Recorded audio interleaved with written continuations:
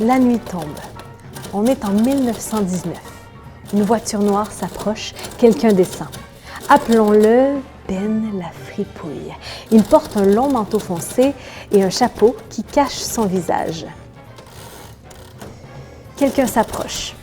Appelons-le Tim qui a soif.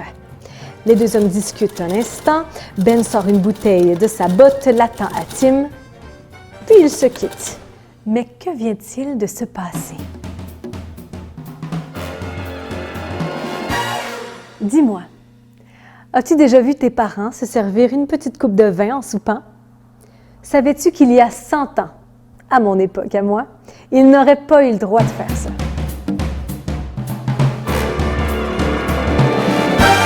Presque partout au Canada et chez nos voisins du Sud, les gens ont voté pour que plus personne n'ait le droit de boire de l'alcool, ni d'en fabriquer.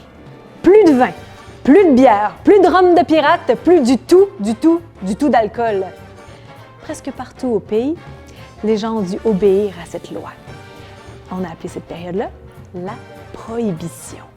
Mais attention, ici au Québec, on a dit « Oh non, vous ne nous direz pas quoi faire, il n'y en est pas question ». Alors ici, les gens ont pu continuer de boire de l'alcool, d'en fabriquer et aussi d'en vendre.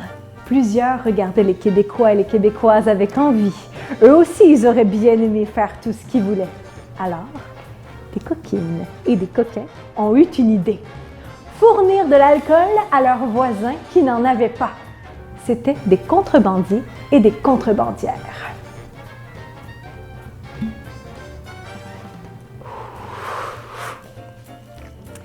Il faut dire que notre région est située non loin de la frontière américaine, ce qui leur facilitait un petit peu la vie quand même. Comment faisaient-ils ce trafic de boissons à la frontière? Eh bien, en fait, je peux vous le confirmer, là-dessus, ils en ont eu des idées toutes plus farfelues les unes que les autres. Ils pouvaient se costumer, cacher des bouteilles le long des calorifères des trains, même qu'ils utilisaient parfois des cordes à linge qui passaient d'un côté à l'autre d'une rivière, pouvant servir de frontière entre le Canada et les États-Unis. S'ils devaient traverser la frontière de manière terrestre, ils utilisaient une sorte de soulier dont la semelle était une imitation de sabots de vache et même que certains cachaient des bouteilles dans leurs bottes, comme le faisait Ben la fripouille. Quelque chose que vous devez absolument savoir sur la boisson que vendaient les contrebandiers du Québec. Elle était parfois tellement forte et tellement mal fabriquée que ça pouvait la rendre dangereuse. Oui, en boire pouvait vous rendre aveugle et même causer la mort. Imagine-toi, imagine si tu voulais te fabriquer une belle potion magique pour avoir la plus belle voix du monde.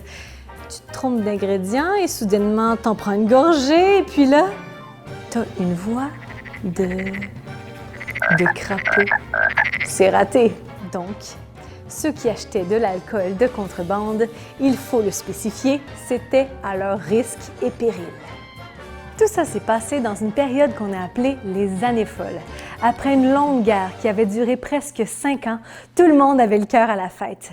Même la musique donnait l'impression qu'on voulait danser toute la nuit. Musique?